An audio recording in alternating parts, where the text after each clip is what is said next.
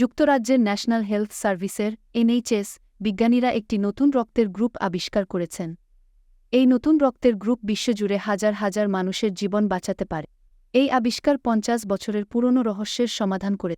বিবিসির প্রতিবেদনে বলা হয়েছে, যুক্তরাজ্যের দক্ষিণ গ্লুচেস্টারশায়ারের NHS blood and transplant NHSBT বিজ্ঞানীদের একটি গবেষক দল ML নামে একটি রক্তের গ্রুপ খুঁজে পেয়েছে।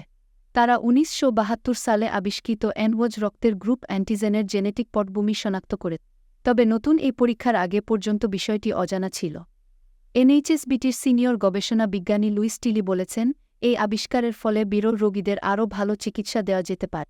২০ বছর ধরে এই প্রকল্পে কাজ করা মিসেস টিলি বিবিসিকে বলেছেন, কতজন লোক এই পরীক্ষা থেকে উপকৃত হবেন তা সংখ্যায় বলা বেশ কঠিন। যা হোক, প্রতি বছর সারা বিশ্বে প্রায় ৪০০ রোগীর জন্য শেষ অবলম্বন বিজ্ঞানী লুইস টিলি বলেন, এই আবিষ্কারের ফলে শুধু থ্যালাসেমিয়া বা রক্তের ক্যান্সারে ভোগা রোগীরা নন, বিরল অসুখে ভোগা রোগীদেরও আরও ভালো চিকিৎসা পরিষেবা দেওয়া যাবে। এই আবিষ্কার রক্তদান প্রক্রিয়াকে আরও নির্ভুল ও নিরাপদ করে তুলবে। প্রত্যেক মানুষেরই লোহিত রক্তকণিকার পর্দার বাইরে প্রোটিন থাকে, যা অ্যান্টিজেন নামে পরিচিত। কিন্তু কিছু মানুষের এতে ঘাটতি দেখা দিতে পারে। জেনেটিক মাধ্যমে NHSBT এর আন্তর্জাতিক ব্লাড গ্রুপ রেফারেন্স ল্যাবরেটরি এই প্রথম নতুন এক পরীক্ষা করেছে, যা এই অ্যান্টিজেন ঘাটতি থাকা রোগীদের নির্ভুলভাবে শনাক্ত করতে পারে।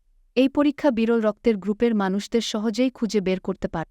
ল্যাবরেটরির প্রধান নিকোল থর্নটন বলেন, NWOJের জেনেটিক ভিত্তি এতদিন ছিল রহস্যে মোড়া। সেই রহস্যভেদের পর রক্তের শ্রেণীবিভাগ ও রক্তদান প্রক্রিয়া আরও সহজ ও নির্ভুল হবে।